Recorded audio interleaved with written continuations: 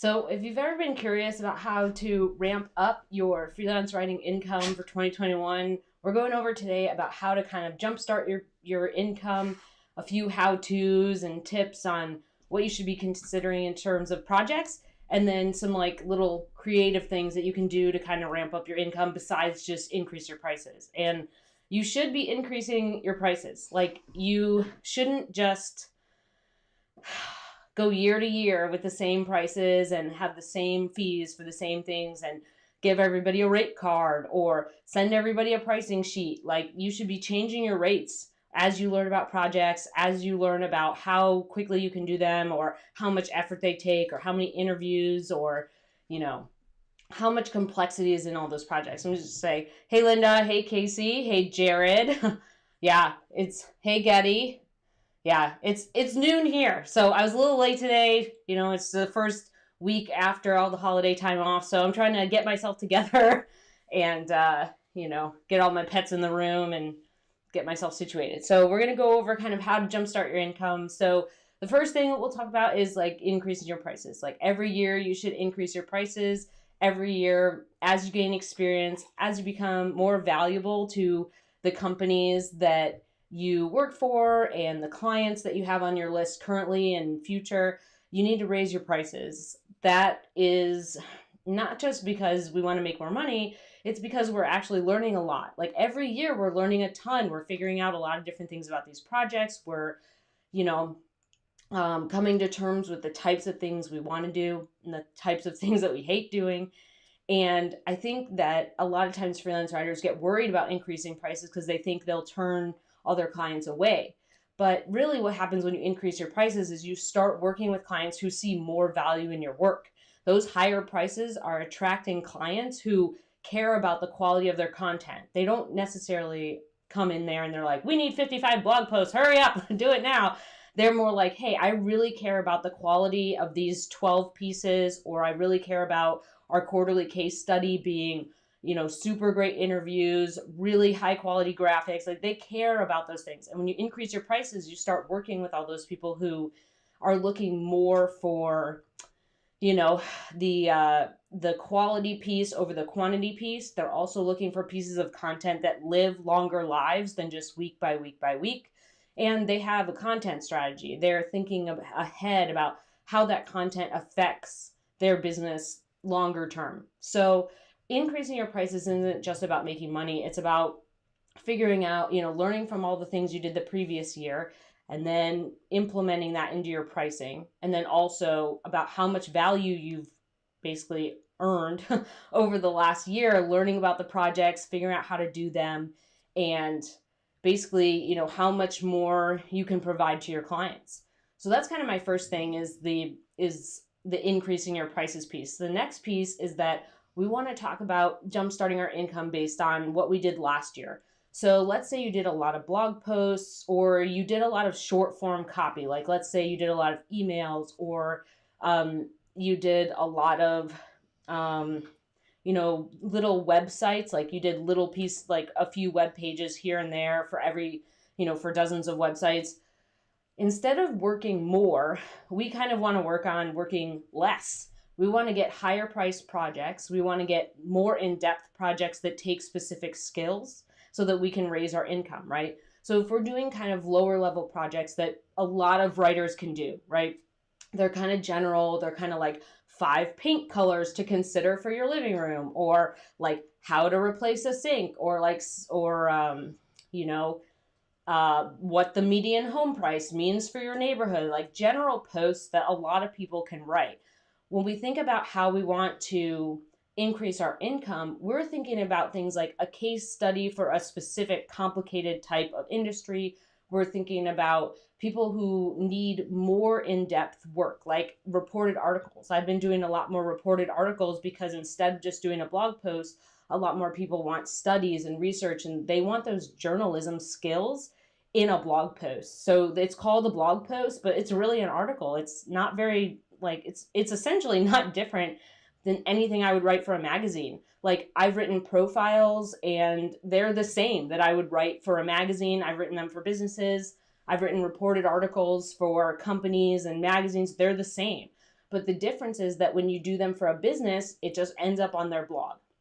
So you can charge what that's worth to them. And then you can also charge based on how many interviews you're doing, what kind of in-depth questions you have to do, how long are you on the call, how much effort and how much experience does it take to craft a really quality profile or a really quality article? Or do you know where to find sources? Do you know where to find studies? Do you know how to basically do the whole pie without the editor saying like, yeah, go ask them for this and that, and go get photos, and can you do all the pieces by yourself? That's a lot of value to a company where they're like, hey, go do this, figure this thing out, send it back to me, and we'll go from there.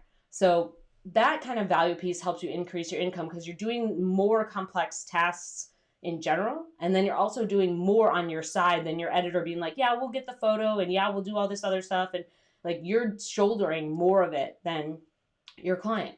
So when you're thinking about complex projects, like a lot of people are doing more web stuff now, right? Like they're doing more webinars or they're doing more online trainings because we're all still, stuck in our homes because of the virus, right? So those things need scripts, they need decks, they need slides. There's a lot of different pieces of writing that go into all of those presentations, and those are kind of on the rise. I've seen more and more people in different groups I'm in and different writers I talk to who are doing more like scripts or who are doing more online type things because everybody can't be going out and doing speeches or presentations out in the world. So that's a really good opportunity to kind of think about something you want to add to your repertoire, basically. Let's say if you want to do more ebooks, a lot of people are doing more downloads like ebooks or how-to guides or ways to grow their email list because, one of the common phrases is like the money is in your list. So a lot of places are growing their email lists so they can increase their sales. The way to increase your subscriber rate on your email list is to have a really good free download, is to have a really good ebook that's kind of low priced, kind of an easy in for them. There's a ton of different ways, like an infographic. There's a lot of different downloadable resources that you can help write and create. You can help them with infographics. You could even go to Canva and get an infographic template and help them create that. And that's an added value, right? So when you're doing the writing piece, if you're doing something that includes graphics, that's an extra piece that you're adding on to the writing, which could help you get a higher paid project. So think about the more complex projects that you can get into rather than kind of doing a churn and burn thing. A lot of times people think like, I'll tell you guys a story. So for me, I went into a writing group one time and this person was talking about how they just needed to make an extra $2,000 a month. They're like, hey, I would be set if I just made an extra $2,000 a month. And someone came in there and said, you should lower your hourly rate and then you'll get more clients. You'll work more, but you'll get the $2,000, which is like the exact opposite of what you want to do. You do not want to lower your hourly rate and work more to make more money. If you did one case study for $2,000 every single month, or if you did one white paper every other month, or if you did a content strategy package, if you did a content marketing audit or overview or some sort of larger package, like that would be enough. Going in there and lowering your hour, like never, first of all, don't work hourly. That'll be our next thing that we talk about. So just the fact that he's talking about working hourly and lowering your hourly rate to make more money is like insane crazy pants. Like don't do that. But that's the mindset, right? The mindset is like, oh, I'll just work more. Like I fell into this mindset for a long time. Oh, I'll just work more and then I'll make more money. Oh, I'll just do 10 more blog posts and I'll make more money. Like, no. The way to make more money is to get more skills, learn the types of content your clients need, learn how to do those things well, and then offer those services to your clients. If you're not good at interviews and you're noticed that a lot of your clients need interview style stuff, like whether it's articles or case studies or white papers or anything, or even interviews that like you have someone on their podcast and you write up a script or list of questions for that, get better at that and then use that as part of the services you offer rather than being like, yeah, I will write 57 blog posts for you. And there's nothing wrong with blog posts. It's just that blog posts are often the kind of like churn and burn work.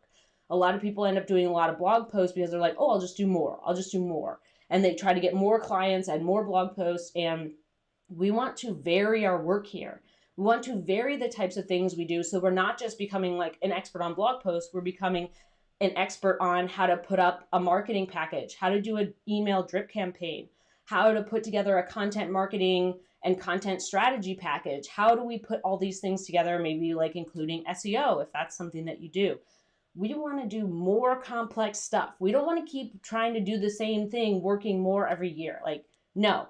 And no more hourly rates. Okay, no more hourly rates. So I'll lead into that. I do not work hourly unless it's a client I really want to work for, or unless it's a project I really want. And that's the only way they'll work. The only way they'll work is hourly. So what you want to do is per project pricing. This is how you end up not only, making the whole billing process a lot easier for your clients, but it's more of a value than time. So when you work hourly, a lot of times your clients will be worried about time. They will be worried about how much time you're spending doing this. And what their mindset is sometimes is that they're like buying your time. They're not necessarily buying your expertise, which is what per project pricing is. Per project pricing is, I'm going to do this package of 12 blog posts. It costs X amount of dollars. You owe me 50% before we start and 50% at the end. Or, sometimes what I do with blog posts is you owe me 50% of the first month before we get started, 50% of the first month at the end of that first month, and then every other month is billed at the first of the month for however long we work together. So you don't want to be working in an environment often where people are buying time. Time is something that everybody has, and it's not all equal, right? My time is not the same price as a first-year freelancer. A first-year freelancer's time is not as valuable as someone who's been in marketing for 20 years and they decide to start their own marketing firm. Like, there's a lot of different things in here where time is not an equalizer. It is different. And when the idea of the client is like they're buying time from you and they're like, oh, it shouldn't take more than X amount of time, that's usually an issue. It just depends on whether or not you want to work for them. Like for me, I have worked hourly. I probably will do hourly every once in a while. And it depends on what type of client I want to work for. There's some clients where I just really like what they're doing. I like how the company's evolving. I like the content they're putting out. I like how they're helping people. I like what they're teaching people to do. And for me, sometimes that means, yeah, I'll work hourly if that's how you want to bill. Like you won't work per project right now. This works for you. Then yeah, that's what's going to happen. But I don't do it often because to me, I don't like the idea of someone judging my work based on how much time I spent on it rather than judging it based on how much experience, how many things I know, how many projects I've already done that are similar to this, and how much effort and learning and classes and ongoing stuff that I've packed into my schedule so that I can get better. I'd rather do that.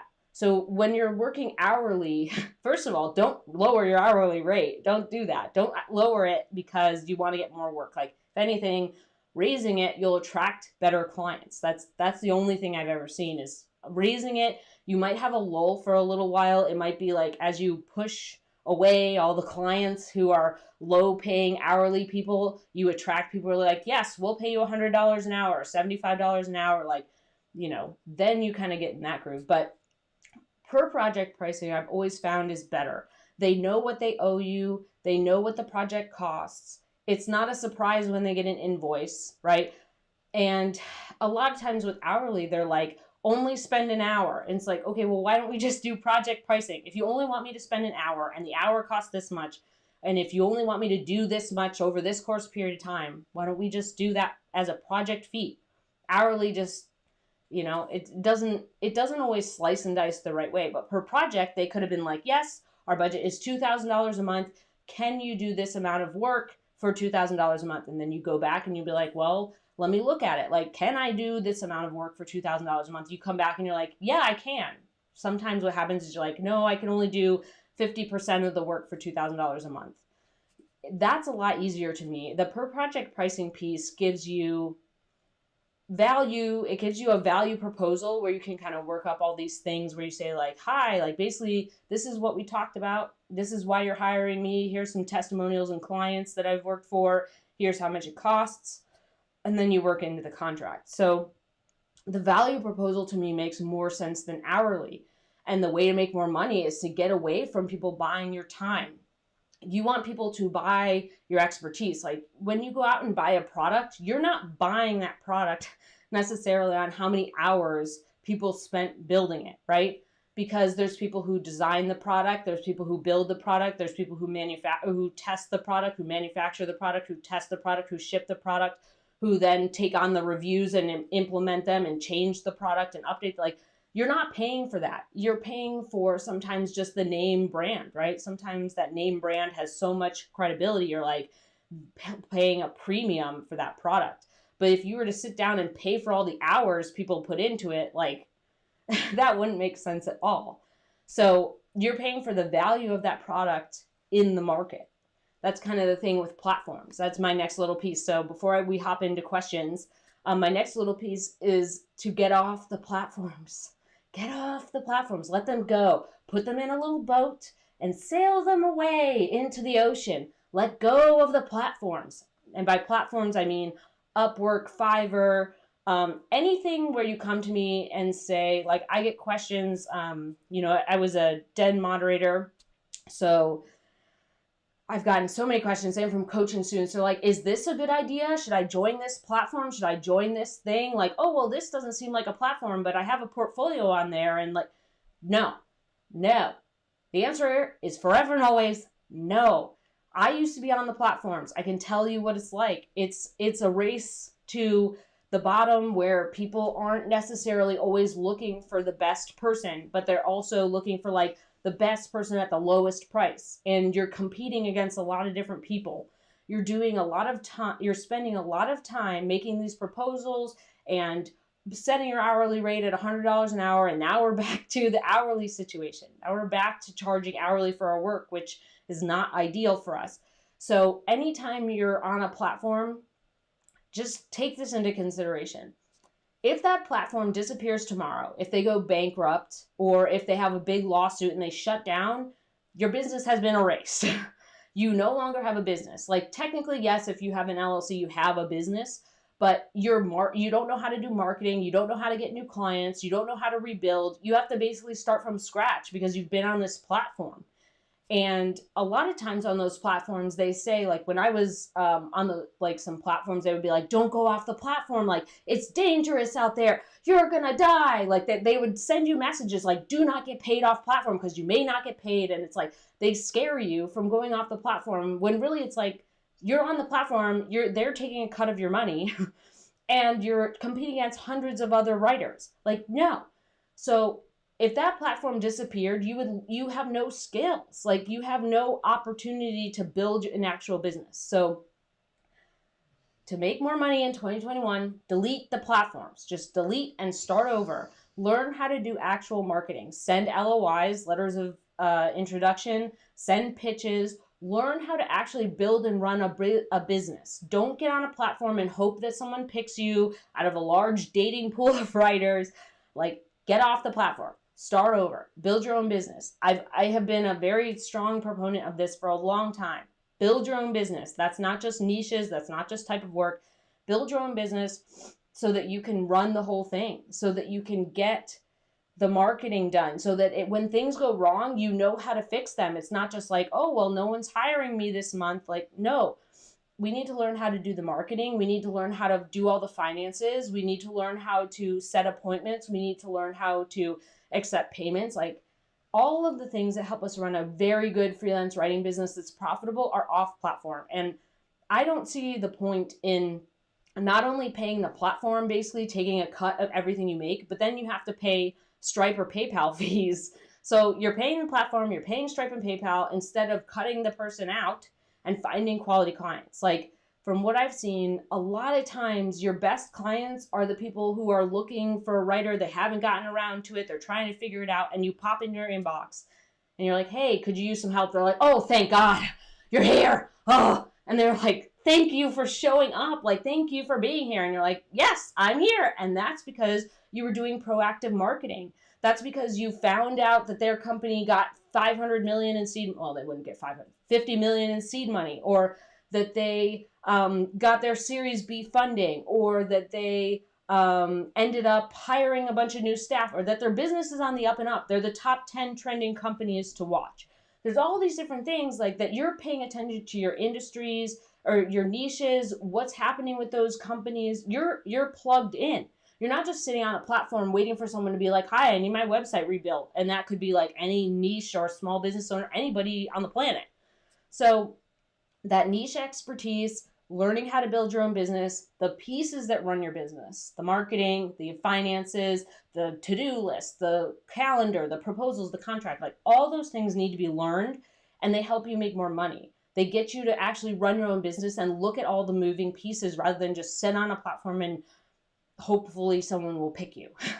So that's the next piece.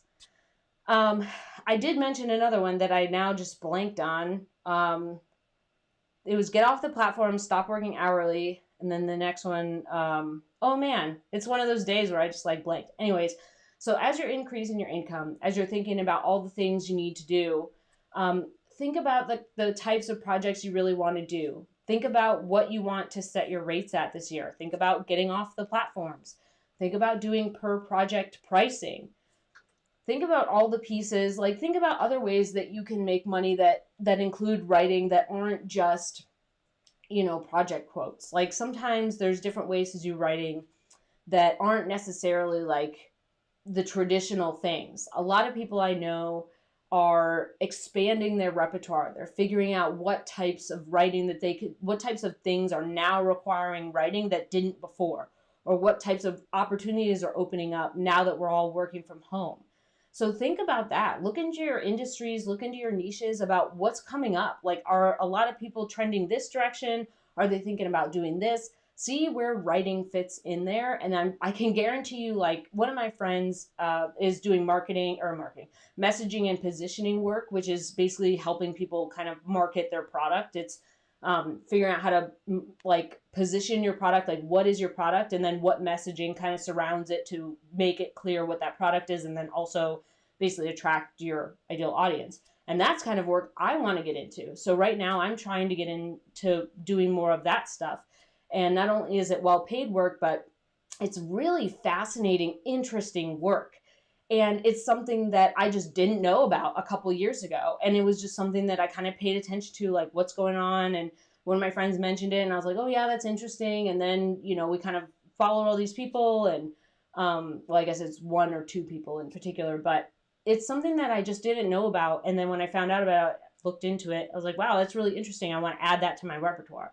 So open up those fences a little bit and look around to see what you can add writing to. So I'm going to check through the questions. I'm going to give you guys a quick update while I do that. So, oh, they're sleeping. Let's see if we can get them. Hi, friends. Oh, hi, Snuggle. Oh, someone's interested. Hold on. It's one of those days, peeps. Can you get on camera? There we go. Good job. Here, you want a Treato? Good job. You're so gentle. So gentle. So geriatric. That'll be the name of his scent. His perfume. So gentle. So geriatric. Here you go, bud. Good job.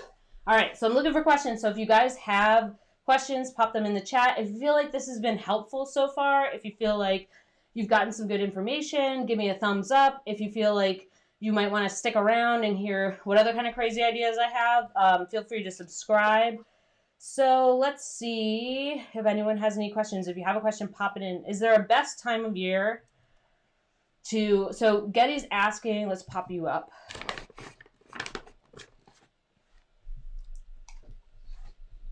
There you go. Everybody wanted an extra Treato. So Getty says, is there a best time of year to adjust prices, or is the new year standard time to do so? So I like the new year just because it's a lot easier in November, December, just to tell your current clients, hey, I'm raising my rates. It's going to be this. And then you can figure out well before January whether you need to drop a client or move a client, or if it doesn't fit in their budget. There's also a thing where, like, it's just nice to start the new year off at new rates. it's kind of arbitrary that it's just the new year. But one of the times that I think is a time to adjust your price is if you do a project and you're like, whoa, that was like double the amount of work that I thought it would be. That's when you need to raise your price. Like if you do the work and you start feeling bitter and resentful and angry and frustrated, and it's taking you a lot of time, and it's not your first rodeo, like you're not new and trying to figure it out, like you've done this work before and you're like, whoa, this was really complex, raise your prices. That means you're working at too low of a price for that work. So anytime you have a project where it just pops up and ends up being a lot more than you thought, like I've underbid projects all the time.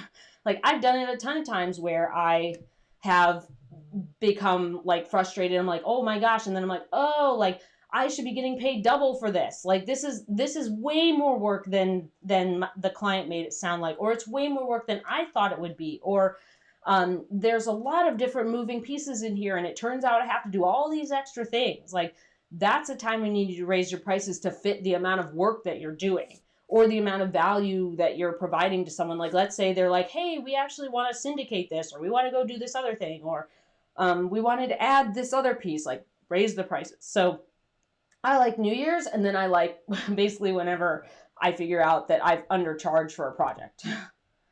So that's always a great question. So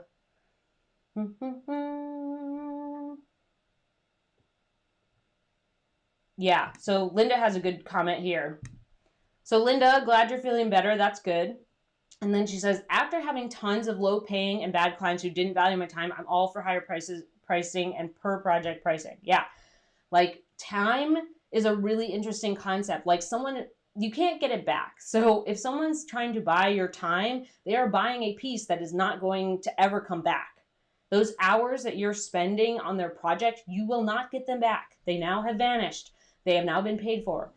So think about, like, I'm saying most of the time, don't work hourly. Every once in a while, it's okay to work hourly. Like for a client you really want to work for, like I said, like there's projects where I get them in their hourly and I just really like the company. I like what they're doing. I like the direction they're going. Maybe I want a sample from that company. Maybe I like the type of work they're doing. Maybe they're doing a lot of case studies and I want some case studies in that niche. There's a lot of different things. Maybe I wouldn't do a case study hourly. That's a bad example. But let's say they're doing blog posts or something. But there's a time to work hourly, and that time is very small.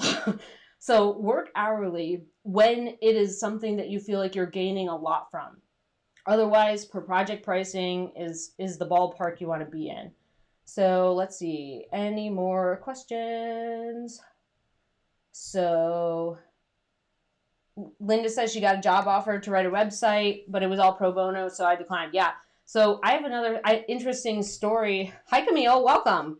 So I have an interesting story about this that I'm going to add on to what Linda said. So a long time ago, I think this was like 3 years ago, maybe 4 years ago, I had $1 billion company reach out to me. $1 billion company. They had more than $1 billion in revenue. And they asked me if I wanted to do work for exposure. And I was like, you have $1 billion in revenue. You should be paying for content. No. No. And what I told them was like, sorry, I'm not volunteering my time right now. Like, please let me know when you change your budget. I don't remember exactly what I said, but that's essentially it. Like, hi, I'm not volunteering my time right now. But that's a crazy thing to me. Like, you're $1 billion company. I know you have a marketing budget. I know that you're doing a bunch of other things. I know other people are getting paid. I know while you are asking me this question while you're asking me this question, you're getting paid for trying to find a writer. So like, why am I not getting paid for the work I'm doing for you? So if you ever have a company that reaches out to you that has a ton of revenue, like you Google their revenue or you look it up on LinkedIn or Glassdoor, like, and they have money and they're asking you to pro bono work, like walk far away. They don't understand the value of quality work. They don't understand the value of content. Like even if they said their marketing budget is really small, like just don't. Ooh, Linda's got a good question here. Okay. Linda says, it's thinking, it's marinating. Linda says, how should I promote my skills since I'm changing niches? People keep reaching out for the old niche and I'm totally burned out on it. Yet I have a lot of experience, but ghostwriting blogs and case studies. Okay. So here's the thing. If you are switching niches, all you have to do to the people that are reaching out to you right now is just say like, hey, I'm so sorry, I'm not doing that type of work anymore. I'm working on case studies and ghostwriting or whatever you want to work on. If you have any of those projects, please let me know. So just straight up tell them like, hey, I'm not working on that, but I am working on this. Let me know if you have that. Then take your skills from that old project and use it to inform your new one. So let's say you were doing a lot of blog posts, you're like, I want to move into case studies, or you wrote for a magazine a little bit, you like want to move into case studies and white papers, or more, I don't know, reported stuff. You would use your interview skills. You'd highlight your interview skills, or you'd highlight your long form content skills, or you'd highlight how you're really good at condensing a lot of complicated information and making it easy to understand. You take a lot of these little pieces of what you did in that old stuff, like what skills did you have there? Translate to how that works in the new stuff. Like if I was working on a lot of blog posts, or if I was working on, like, a lot of my work was magazines when I first started out. So I'd say like, hey, I'm really good at interviewing. That means I'm good at case studies because those include a lot of interviews. If I'm really good at writing blog posts, maybe I can translate that to web content because it's about a company topic and I'm really good at writing in the company's voice. Like I'm really good at adapting my style to their style and tone.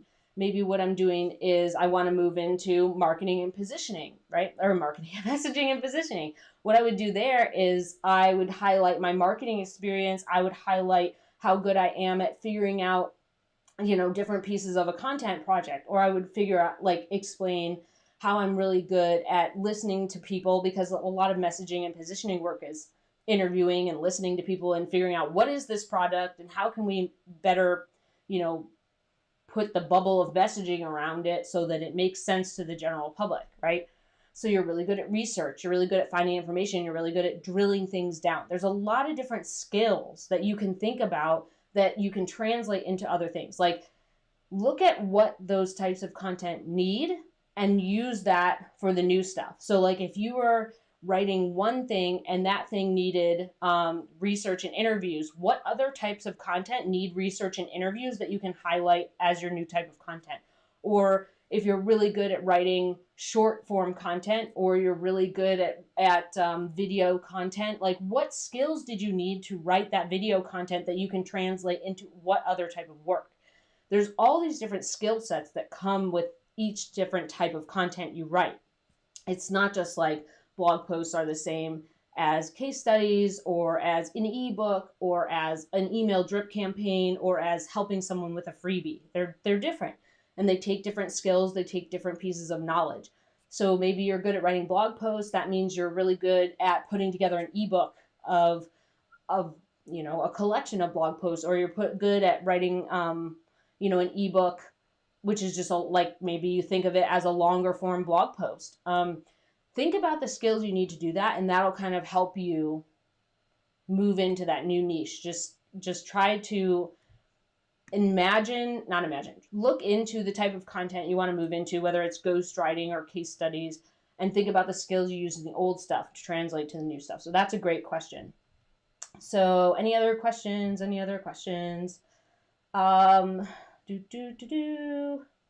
Yeah, if the old niche gives you the chills, Linda, like, don't go back. I think I know what you're talking about, but just don't do it. So if nobody has any other questions, if you feel like this has been helpful, thumbs up. If you feel like, you want to hear more helpful tips for freelance writers, feel free to subscribe. I have a free pricing guide below that if you haven't gotten it, I update it all the time. So feel free to subscribe to that below. And yeah, so I hope that was really helpful. I hope you guys are ramping up your income for 2021, and that this was kind of a good base layer for you to raise your prices, get off the platforms, start doing per project pricing, and move away from more of the lower level junior stuff and move into higher stuff. Like, even if you kind of just started freelancing, think about how you can kind of up level your business in your own unique way. Think about the direction you want to be in 5 or 6 years or a decade, and start building that now. So I hope this was helpful. Hope you have a great Friday, and I will see you next week. Bye.